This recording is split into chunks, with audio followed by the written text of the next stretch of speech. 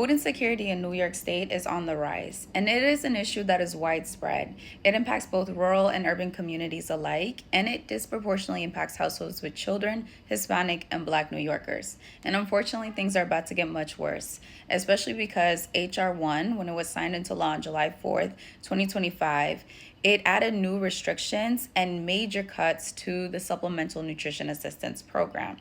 And these cuts are going to have devastating impacts for New Yorkers.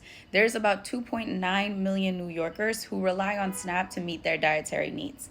And despite all of the negative news, there are things that we as a state can do. We can invest in programs like the Special Supplemental Nutrition Program for women, infants, and children. We can also ensure that our emergency food systems have the resources that they need. So invest in food banks and food pantries, especially like we saw how pivotal they were during the government shutdown.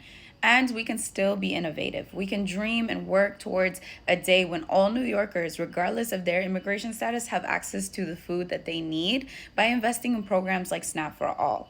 So, despite everything that is happening at the federal level, New York should and still can ensure that all New Yorkers have access to the food that they need, and that immigration status, income, or where somebody lives in the state is not a barrier to them getting the food that they need to lead healthy and active lives.